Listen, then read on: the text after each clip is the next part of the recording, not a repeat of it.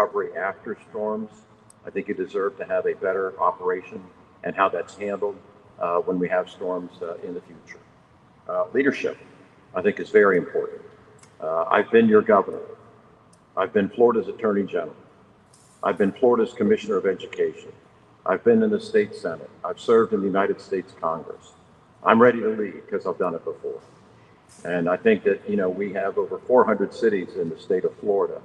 And if I can run the state of Florida, I ought to be able to run the government here in St. Petersburg in conjunction with the city council. So I look forward to our evening together. I want to thank those that put this night together for us here at Childs Park. I'm looking forward to the questions that we may have. And I want to thank you and encourage you to get out and vote. Tomorrow is the last day of early voting. Obviously, Tuesday is election day itself. Please go vote. I'm Charlie Crist, and I'm asking for your vote. Thank you, and God bless you. Thank you, candidates. So at this time, we're going to get right. I want to wish a happy birthday to the mayor. It's kind of special when we have a forum and one of us has a birthday. So happy birthday, Mayor, from all of us. Happy birthday. Maybe after. Okay, so we're going to get straight into the questions. That way we hopefully will have some time afterwards to get questions from you guys, all right? So we're going to get right into it. We ask that everybody answer the question, respect each person here, and take this opportunity to let the community know what your opinion is on this question. 1 minute question, 1 minute answer. Got it? All right. That's quick. 1 minute? So I talk slow. first question, housing affordability. With housing being a quality of life issue, particularly in St. Petersburg South Side, what proposals would you advance to improve housing affordability? And which community groups would you work with to ensure these proposals meet residents' needs? And we're going to start with who went last. Chris, go right ahead. Thank you so much. Well, affordability of housing is an incredibly important issue. It's talked about a lot, and not enough is done about it a lot. And it seems to me that if you're going to address affordable housing in St. Petersburg, you got to build housing that's affordable. It's kind of common sense, right? And some of the things that have been built lately in order to be called affordable housing are $800,000 a unit. I couldn't afford that. I doubt that anybody in this room could afford that. And I think it's important that we have to keep our feet on the ground and understand what affordability should be, and that it should be such that people can afford to buy the units that are put up for sale. And if you don't do that, you're not addressing affordable housing, and it needs to be addressed for all of us. It's important for our community. It makes us stronger. It gives you a good place to live, and I believe that we can do it. So I would like the opportunity as your mayor to make sure affordable housing actually occurs. And if you elect me, I guarantee you it will. Thank you, sir. Next candidate. So affordable housing is an issue that I've worked on for many years, and I have really set the pace for innovation for the city of St. Petersburg, really taking state legislation and being able to bring that down to build more units that are truly within affordability. The Fairfield apartments, which aren't too far away from here, right next to Gibbs High School. Those are being built. Those are for 80% AMI and under, and that is happening because of legislation that I passed. Housing is a complicated problem. It is not a one-size-fits-all. We have to have somebody who is creative. Other programs that we need to make sure that we are actually bolstering are things like that will actually keep people in their homes.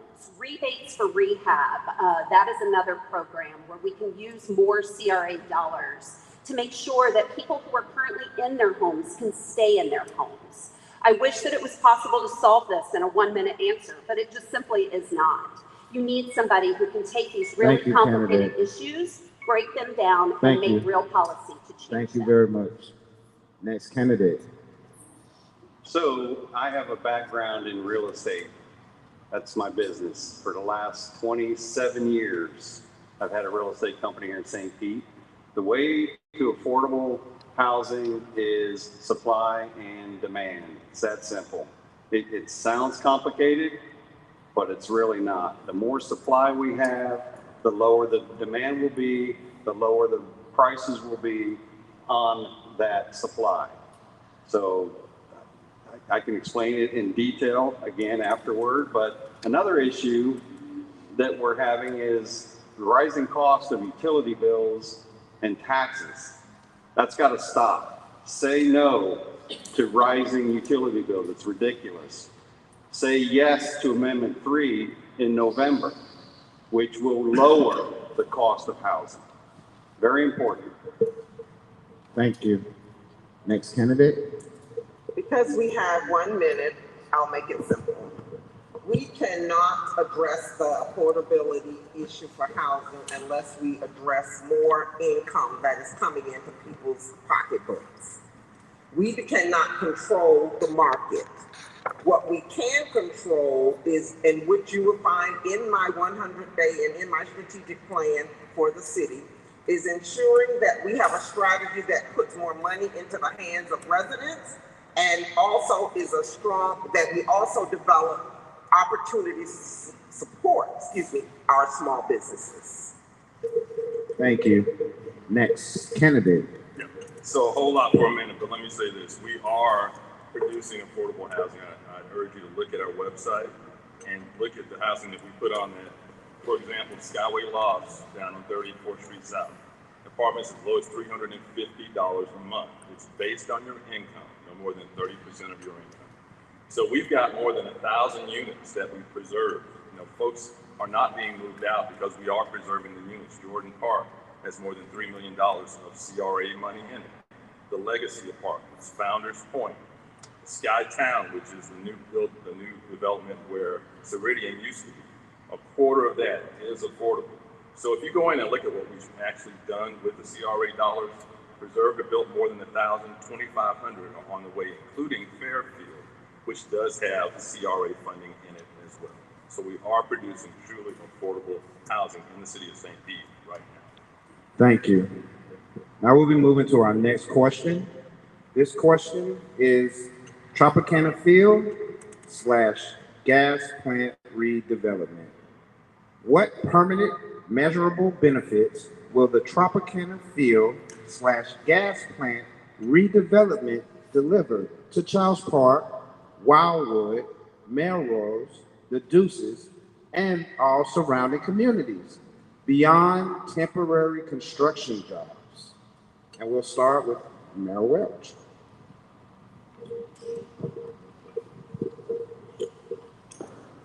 So I renamed this effort to Historic Gas Plant when I came into office. It was called Tropicana Field Redevelopment because the focus was on baseball. I knew, having grown up here, that those weren't the promises when an entire community was uprooted. The promises were what I call the J-HOP principles: jobs, housing, economic opportunity, and honoring the promises. That's why the churches gave up their land. That's why folks gave up their businesses. That's why folks gave up their residence. So that is exactly what we're going to receive if I'm reelected and move forward with the agreement that we have with the Berg bid. 3,600 units of affordable housing. Now, some up here don't believe there should be affordable housing on that land, but I know affordable housing was there, and that was the promise, that was that you could come back to that land. Housing, not just construction jobs, but career paths, like we've already done with the Mayor's Future Ready Academy. Get folks trained up for careers. Take a look at the proposal that's online and see all the benefits that are in that proposal from the Berg bid. It is about jobs. It is about economic opportunity. Sorry. It's about a 41% minority business target as well. Thank you. Next candidate. When I'm elected mayor, one of the things that we would have to do is start the planning process over for the historic gas plant in Tropicana Field. The reason being is because of the way that this process took place, you actually have the developer who is going to make the decision on how those promises are given out to the people. We will not have an opportunity, because this is what happened the first 30 years. We did not have a strategic plan that spelled out clearly what the performance measurements were going to be for the people who are descendants of the gas plant. And how you start out is how you end up. And we will start with a strategic plan. Thank you. Next candidate. I have a different view. The property's value is much, much higher than what the administration is touting right now. We need to bring jobs to that site, not low-cost housing. If there's housing, it needs to accommodate the site because it's one of the most valuable sites in the state of Florida right now. The city of St. Petersburg can leverage that site to fix all of the infrastructure that we need to have done over the next 20 years. And we won't need a $600 million loan, which is going to be on the ballot in November. So we need to bring jobs in. We need to create a system to where we can train people for those high-paying jobs. That's what we need to do. Thank you. So the question was specific to community benefit. And so I want to be clear that I am the city council member who has led the charge for this administration to stop the selection of a developer until we have a community planning exercise. We are going through that as city council right now. And so that plan would bring the community to the table to set the vision for what we want to see collectively, because we are the owners of that land. I also want to be clear that we have a community benefits agreement and ordinance, and I was one of the city councils to push for that and make sure that this administration did not water that down ahead of the selection of a developer at this time. Holding us accountable to make sure that those promises are delivered, but also to make sure that that return on investment that will come from the development goes back into our community. I have been in favor of sunsetting the in-town CRA and making sure that as that development happens and those tax dollars increase, that we can put those dollars back into our community. Thank you. Next. Thank you very much. Obviously, this is an incredibly important topic, and it's incredibly important to this community. And there's a reason for it. There was some mistreatment when the highway came into St. Petersburg and really separated St. Petersburg. So what I think we need to do is, number one, whatever the plan is that is ultimately the way we're going to go forward on this 86 acres right next to downtown St. Pete, which is incredibly valuable, is that we have to make sure that it addresses that descendant issue and that we honor it and make sure that we have the appropriate museum that needs to be there to reflect that. I think it's important as well. I don't have a bias toward any of the plans that have been proposed already. The mayor has already selected one, and I respect that. But if we elect somebody else mayor, we can have fresh eyes on this. And I think that's a healthy thing to have happen. You know, the plans, different things that are attractive about them, and my time is up. Thank you. Thank you. Next question. Living wages, jobs, and community benefits.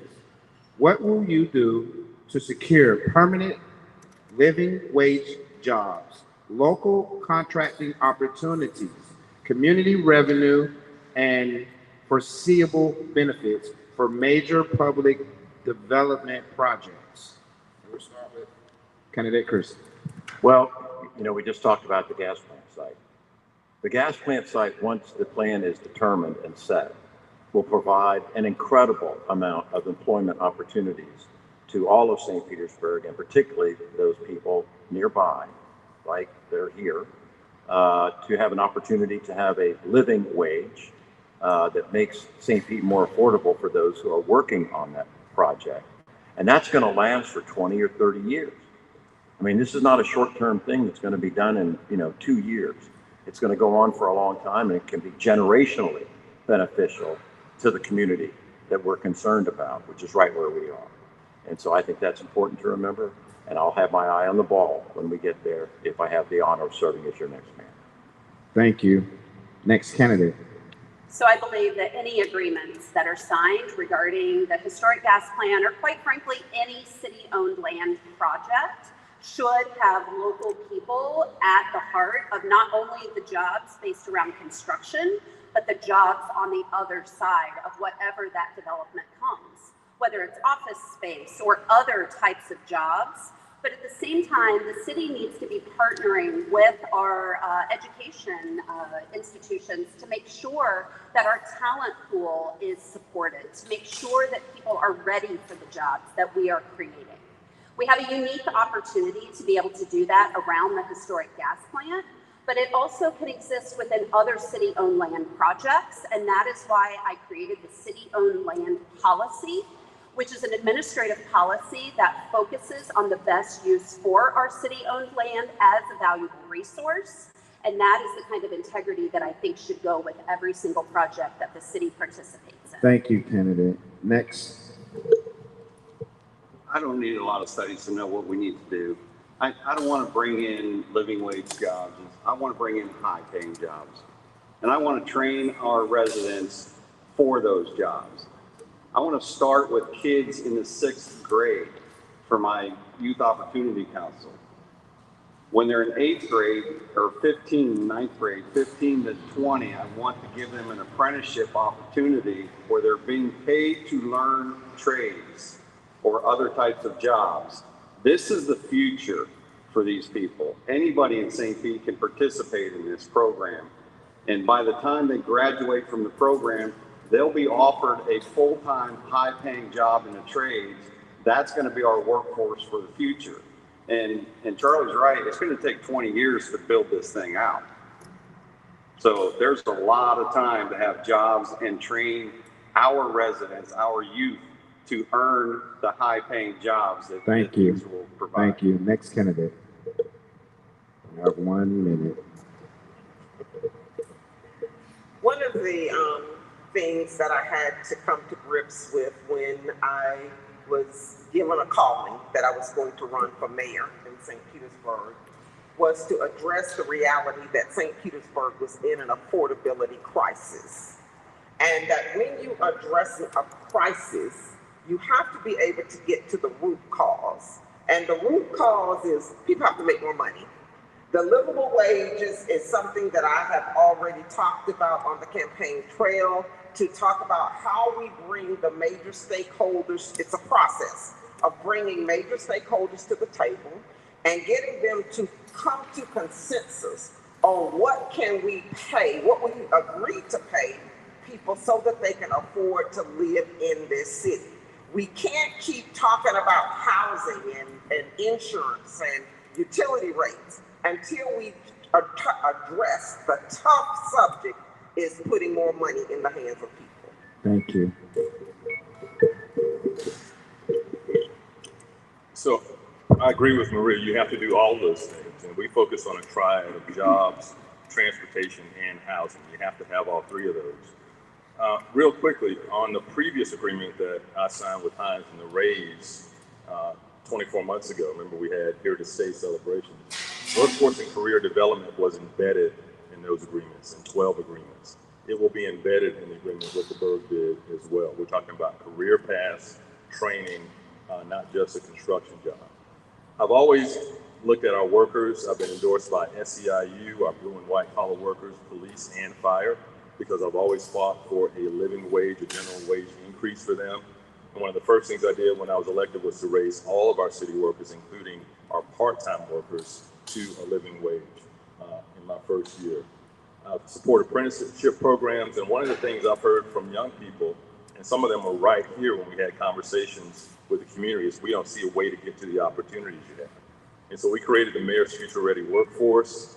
Young people get to rotate in our departments, and we've hired 30 of them full-time with us. Thank you. Thank you. Okay, so let's go to the next question. Next question is environmental public safety. Public safety involves more than crime. What would you do to protect residents from factories, data centers, or other industrial operations that are located near residential neighborhoods and create a possible health or quality of life risk? And you go first. So data centers is a hot topic. We are looking at that right now. We had a council mayors meeting A couple of weeks ago, I talked with the county commission, Chair Dave Eggers, to see if there's going to be countywide work on that. Again, we want to understand the impact on water, electric uses, all those things that we're concerned about before any data centers go forward in the city of St. Pete or Pinellas County. If that takes a temporary moratorium, I would support that until we've got all the facts on the table. Beyond that, resiliency needs to be something that everyone can take part of. It's not just a coastal neighborhood issue anymore. And so with our Sunrise St. Pete, we are connecting folks with funding for financial assistance and for rebuilding and becoming more resilient. $160 million we've received, one of only 2 cities in the state to receive that money. We want to make sure that everyone has an opportunity to be resilient in the city of St. Pete. Thank you. I said during my introduction that I was a public administrator versus a politician. A public administrator meaning that I know how to implement processes in the public sector to get results. When we talk about environmental public safety, let's just use Charles Park for an example. We have been kicking the can down the road for 30 years, look like, about this odor in Charles Park. We have not gotten a solution, folks. The reason that we have not gotten a solution is because the mayors of this city, who should be the CEOs, are not taking these serious issues that impact the people and then taking the lead to ensure that there are results that are given, and that at the end of the day, the people are able to say, oh, that issue has been resolved. The issue of environmental public safety is a huge one, and it's going to take a mayor who's going to be out in front on that issue. Thank you.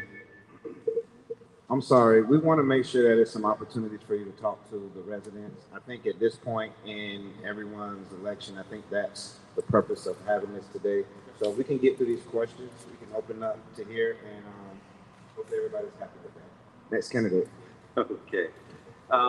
Yeah, so data centers, I think we should put a pause on that probably for at least 3 years to study it more.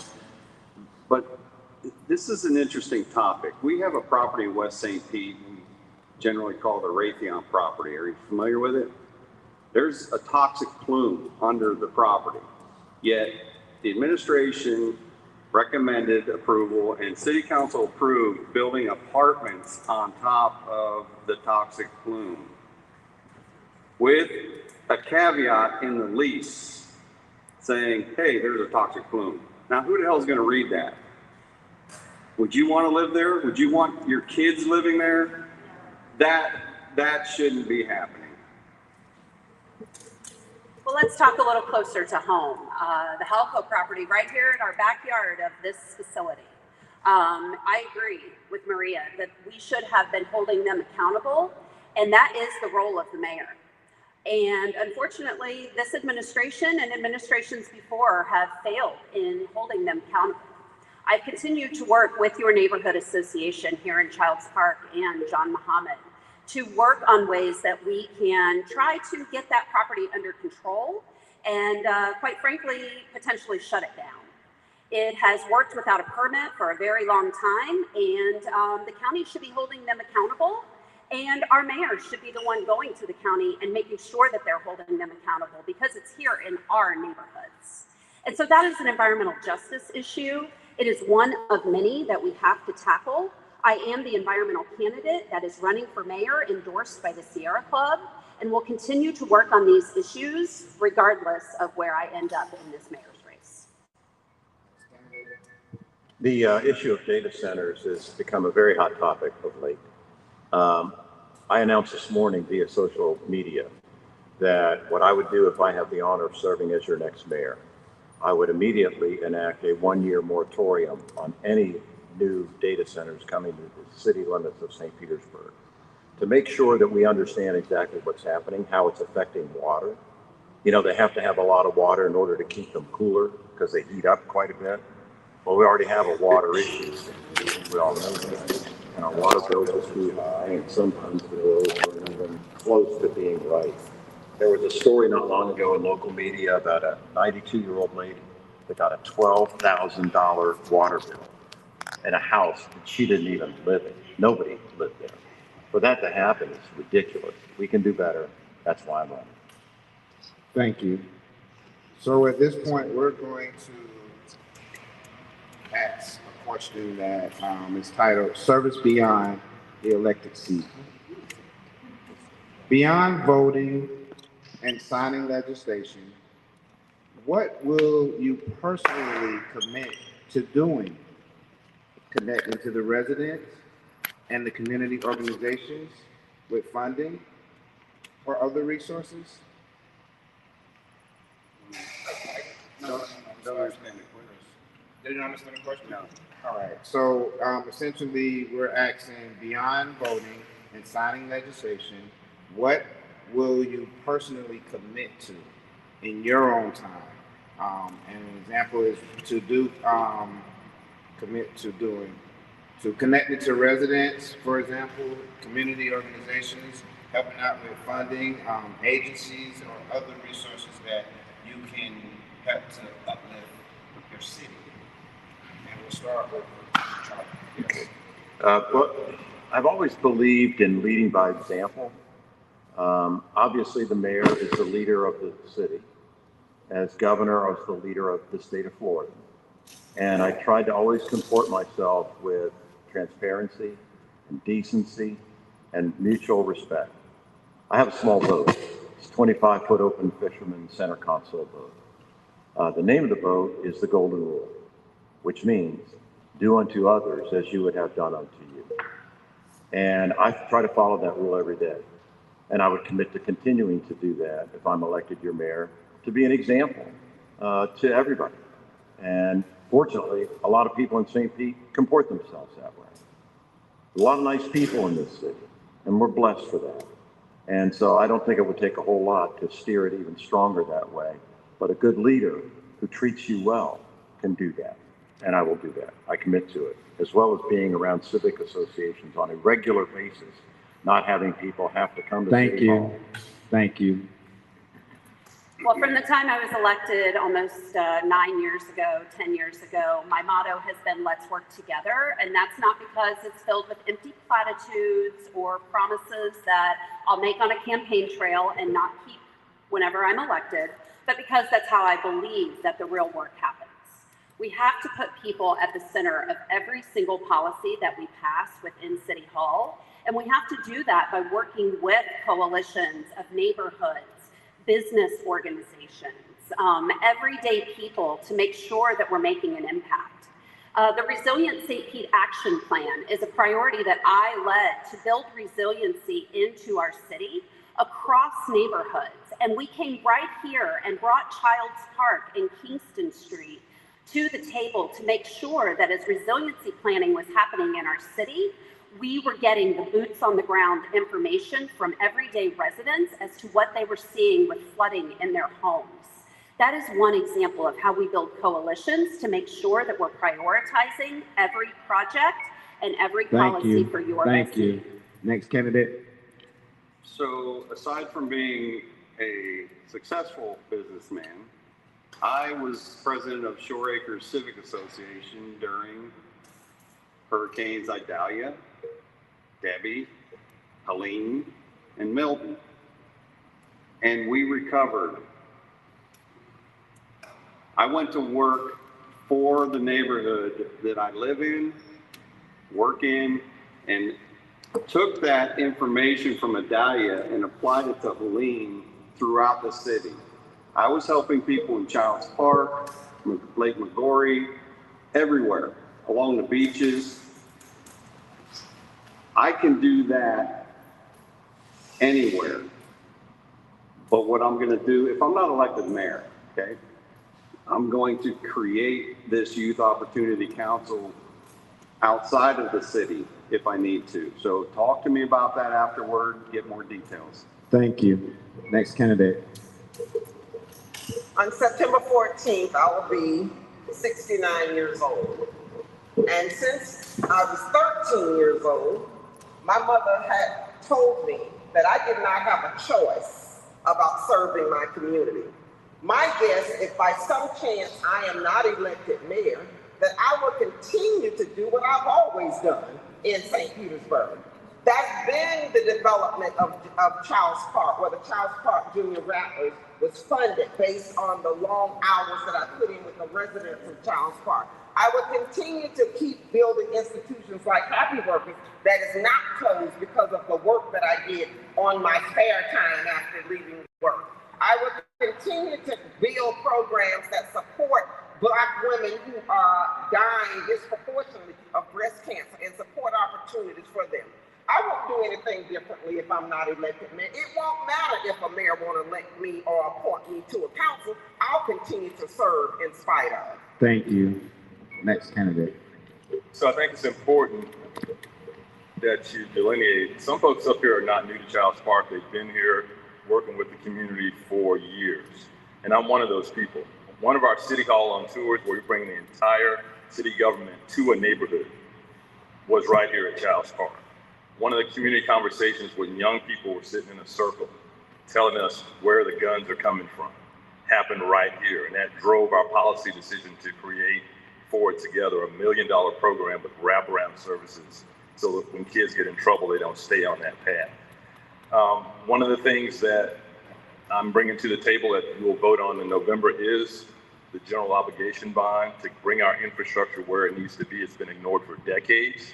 It cannot handle 7 feet of storm surge or 18 inches of rain like we're seeing now, which is a product of sea level rise and extreme weather. So those are the things that we've done. You don't have to come to City Hall. We bring City Hall to you. I also meet with every neighborhood on a quarterly basis. Thank you. We do have transparent government. So at this point, we are going to open the floor for questions. Before I pick someone, I wanted to know, do you want to say something? You tried to talk last forum and you couldn't. Do you have a question? All right, well, you come on up here. I'll meet you halfway. And then after that, we can, we'll get as many questions as we can. We're going to keep the same format. You guys have 60 seconds to respond, all right? So Do our best. thank you. I'd like to hear the candidates' thoughts about flock cameras and what the future, what your administration would do with them in the future. Can you repeat? Flock cameras. Okay. That's what I had to say. She wants to know about flock cameras and what would you, as mayor, do in the future, centered around flock cameras. So our police department has used flock cameras for a few years now. Our police chief put out a memo a couple of days ago that outlines what we use the cameras for and what we do not use the cameras for. I'm comfortable with the way that we're using the cameras as a tag reader. It doesn't take a photograph of the person. It's a tag reader. And we do not allow access to ICE. I know that's been a question. They don't have access to it. We control the unit, although we lease it. And it's been very helpful in tracking crime, including a recent murder where they were able to track that gentleman in 2 hours and catch him in Lee County. So I'm comfortable with the way we're using the cameras. If you'd like more information, I'd be glad to get you the memo that outlines specifically how we're using that, including, and if you saw the HBO special on it, some of the flock employees and some of their abuses. We also want to make sure that flock has regulations in place. Thank you. Regarding their employees' conduct as well. Next candidate.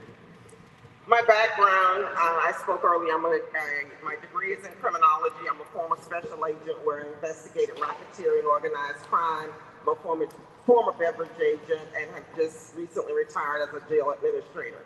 So one of the things that I've learned about law enforcement is you never, ever, ever say right up front what you're going to do with the technology without understanding the technology. When I heard about the flock cameras, the first thing that I thought about were the red light cameras. And what I always want to do is follow the money. So I want to do an evaluation of whether it's a technology that we're using it appropriately.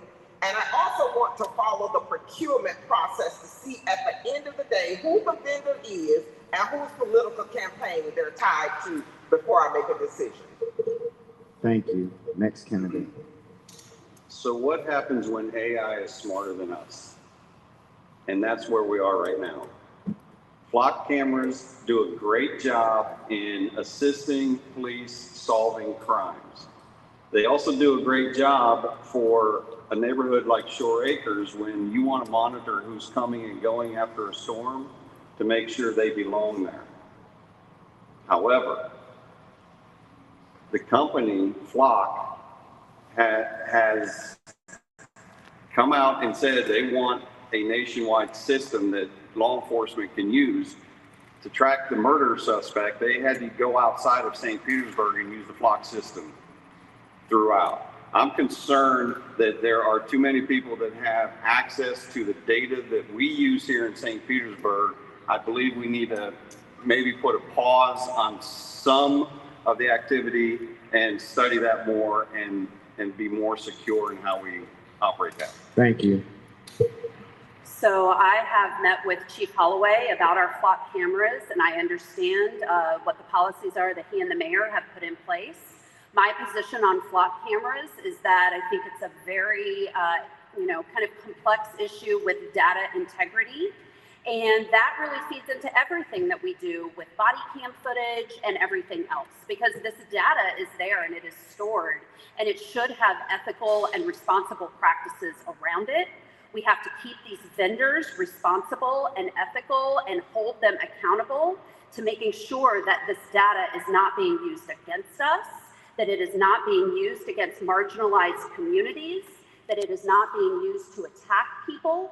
And we need to make sure that people know where these cameras are, and there should be a map published online as to where they are, and we should have signage on them so that you know where those cameras are when you are in that area. I think that is just a few of the things that we could do to ensure the integrity of this information. Next candidate. I think the answer for me is pretty simple here as it relates to these cameras. Number one, you have a right to privacy, guaranteed by the Constitution of the United States. Number two, safety should be first. We learned as kids, safety first. You want to make sure that you're safe in your home, that your children are safe, that you have technology that you might be able to utilize that's more advanced. But there's a flip side to that coin. Can we trust how it's being used by law enforcement? Or should we? Or should we be skeptical to make sure that you are safe, but your privacy is not violated? I think we ought to place a moratorium on them. I think we need to evaluate it and make sure that they're used for the right purpose here in St. Petersburg. I trust the chief. I think he does a good job. But you got to trust but verify. For you. Thank you. We have another question. I'm sorry, bro. You're going to have to take this question. Thank you so much. How you doing? State your name. Hi, I'm Josette Green. I live in Campbell Park. First of all, I just want to say, Brandy, I totally agree with you about the use of CRA funds. Very few. In the 2022 report from the city, only 3% of CRA funds went to residents. Only 3%. I also want to comment about the fact that affordable housing, very important, but what about home ownership of affordable housing? The way to wealth is home ownership, very important. But here's my question. I-175. We have known that this divides our city. We have, the history of it.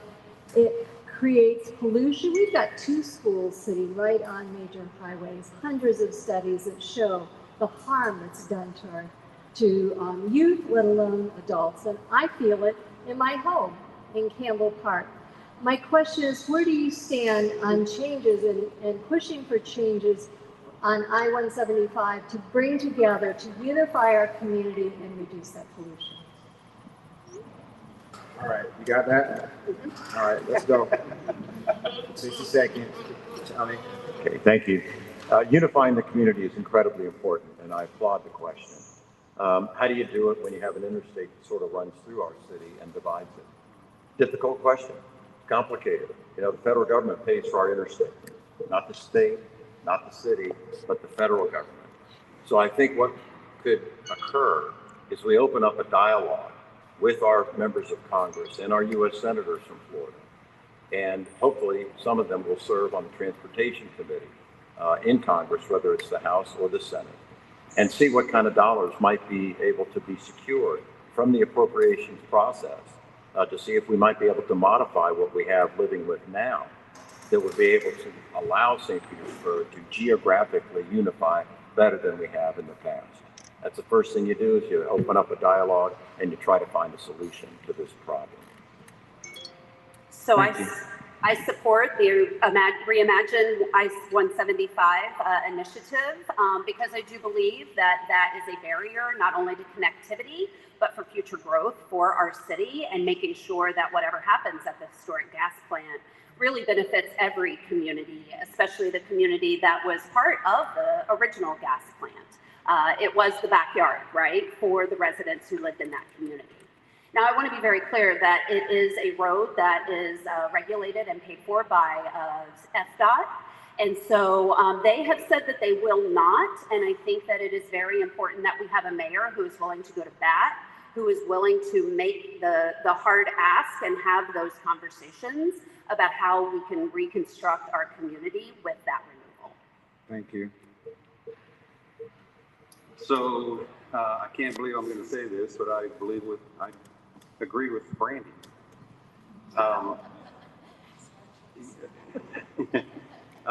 It could take 30 seconds to recover.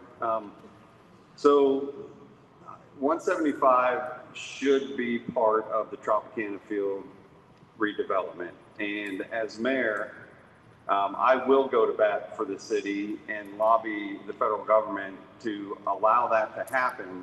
And here's my ego. I'm very good at doing that. So I'm pretty confident that we can make that go away if that's what makes sense for the city. And I do agree that home ownership is the key to the city's affordability. Thank you. I guess I'm gonna differ a little bit because I do not subscribe to the belief that I-75 created a barrier for Black people and white people in St. Petersburg. It was people. I believe that if there is a legitimate reason to remove I-75 and a cost-effective one when we talk about the redevelopment of the historic gas plant in Tropicana Field, I certainly will look at evaluating the need for keeping I-75. But what I have to do on this, take the opportunity that I have to take during this campaign is to tell the truth. And the truth is that I-75 did not create the barriers that we have in St. Petersburg. It were the people. Thank you. So let me say quickly, Josette, we do have homeownership as a target. We have $75,000 in down payment assistance as part of the budget. And we also have right now 50 homeownership townhomes that Habitat for Humanity is building. The first 11 are already completed and folks are in there. Right on 18th Avenue by the credit card. Those would be home ownership, 80% AMI. Second thing, Kevin, I'm going to top you because I agree totally with Maria. We're from the gas plant. My grandfather's woodyard was right where I-175 is. That wasn't the complaint. The complaint was the lack of access to opportunity, not the fact you couldn't walk across, Fifth Avenue. It was the opportunities that were gone. So if we're going to talk about taking down 175, let's do it for the right reasons.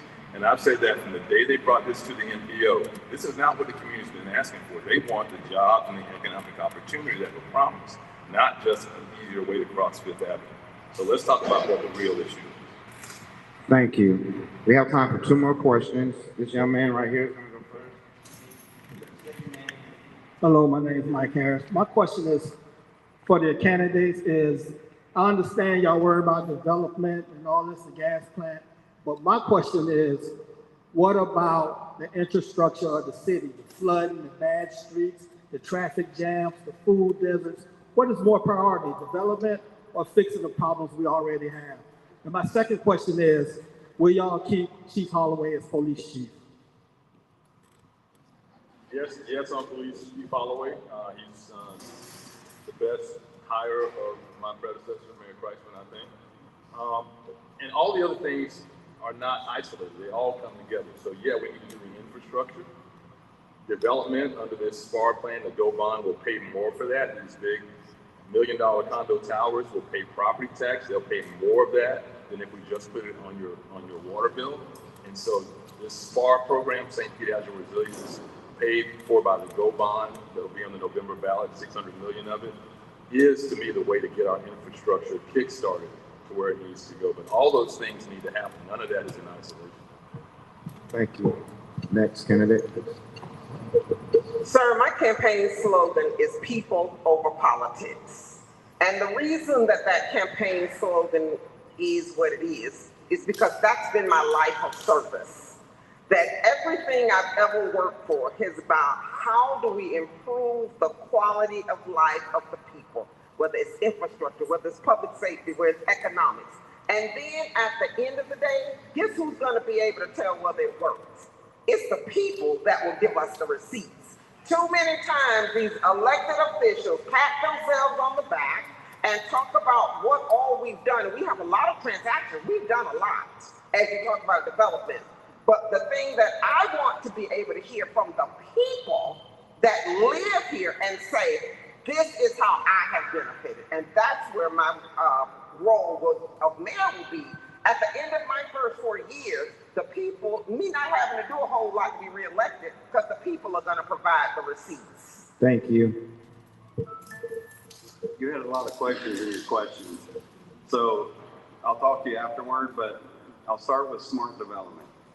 Smart development makes the developer pay for the infrastructure that they are going to impact. The full cost, not $1,000 per bathroom, but the full cost of the impact of that development.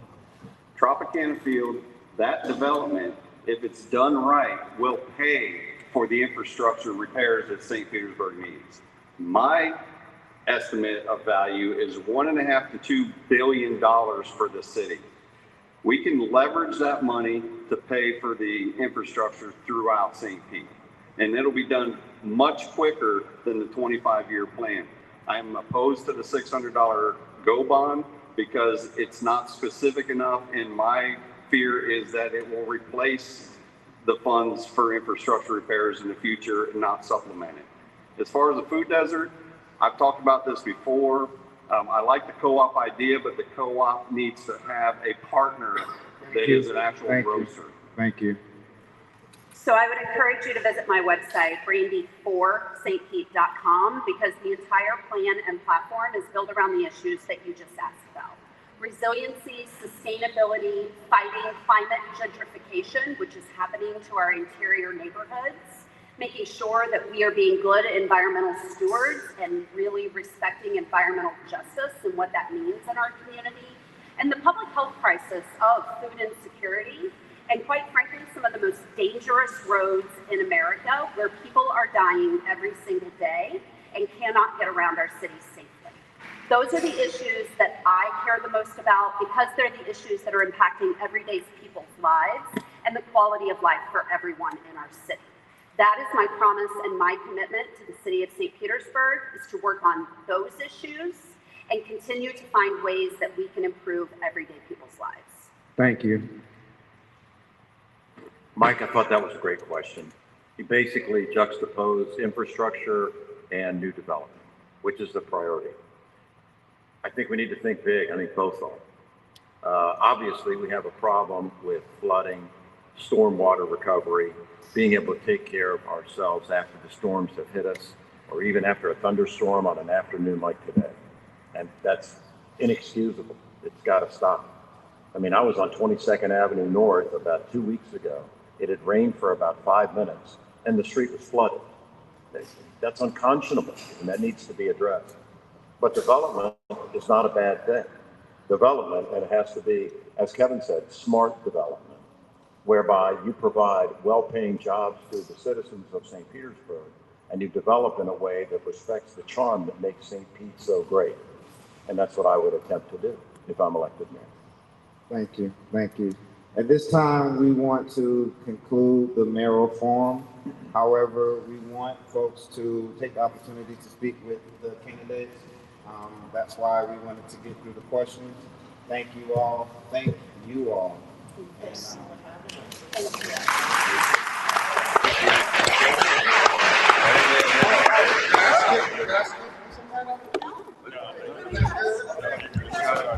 Wait. Wait, I need one more minute. I think we're good. You know what I think you're right. Yeah. Yeah. Plus the 40,000 cars that go. Good job to do that. And the hospital.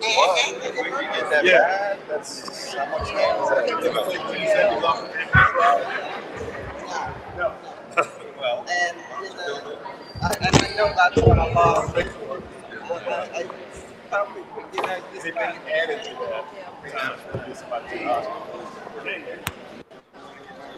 Both y'all shades, but okay. Yeah, we got both of y'all shades. Yeah.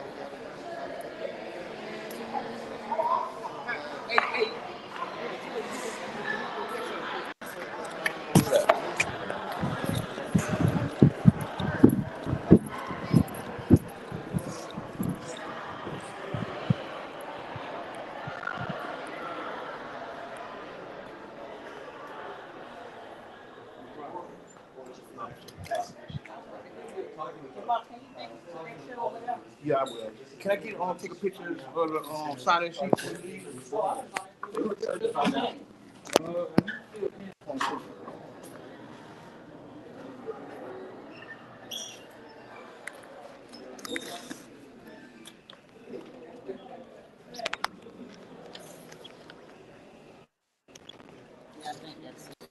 Okay. How many?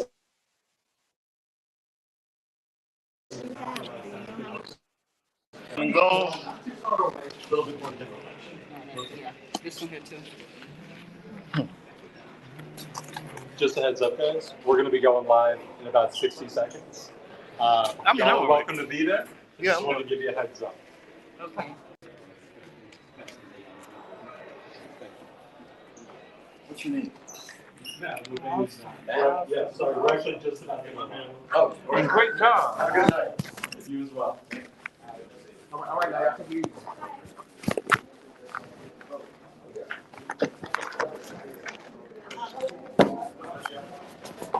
How you doing? Thank you so much. Appreciate you coming out, all right?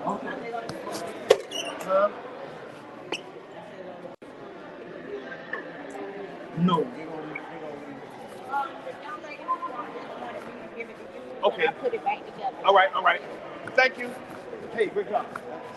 Hey, yes, thank you. Thank you for coming out, all right?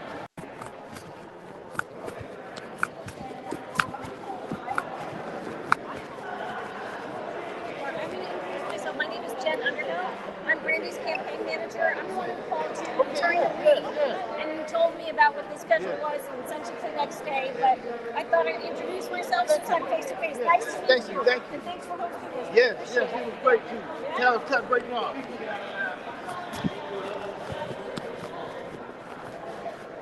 Yeah, I don't know what he's gonna do with that.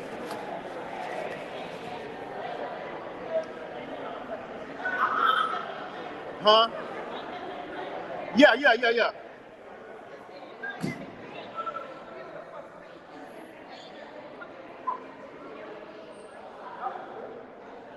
You got a clean up room?